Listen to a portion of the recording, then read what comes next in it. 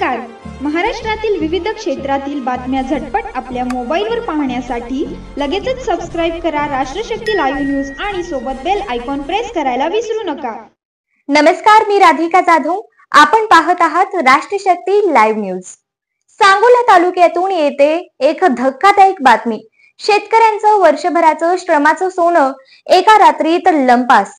गरिबीतून काबाड कष्ट करत तयार केलेली डाळिंबाची बाग आणि त्या बागेतील तब्बल 3 टन डाळिंब चोरीला. अल्ताफ पापा मुल्ला हादीद गावातील एक मेहनती शेतकरी कर्ज काढून 1 एकरात भगवा जातीचं दर्जेदार डाळिंब लावलं.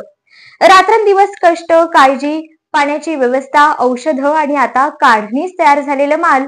परंतु एक मुसळधार पाऊस आणि चोरट्यांनी घेतली संधी. त्या रात्री पावसापासून शेतकऱ्यांचं कुटुंब बागेत जाऊ शकले नाही.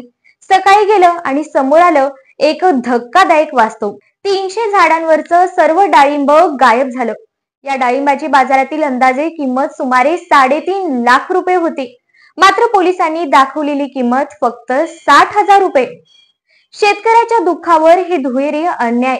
कर्ज काढून शेती केली, मरण पावलेल्या भावाचा मुलगा आणि स्वतःच्या मुलाचं शिक्षण हे सगळं याच बागेवर होतं, असा आक्रोश करत आहेत अल्ताफ पापा मुल्ला.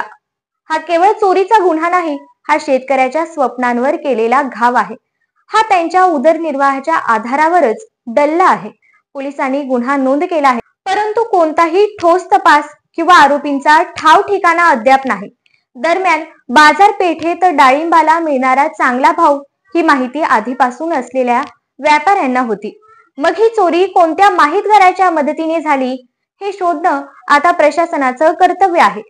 राष्ट्रशक्ती लाईव्ह न्यूज प्रशासनाला विचारतो की शेतकऱ्यांचे संरक्षण कधी होणार? त्यांच्या घामाचा हिशोब कोण देणार? आपण सर्वांनी मिळून शेतकऱ्यांच्या पाठीशी उभं राहिलं पाहिजे, कारण जो अन्नदाता असतो त्याचं नुकसान हे आपलं सामूहिक अपयश आहे. मी राधिका जाधव. आपण पाहत होता राष्ट्रशक्ती लाईव्ह न्यूज, जिथे आवाज दिला जातो खऱ्या माणसांच्या व्यथेला.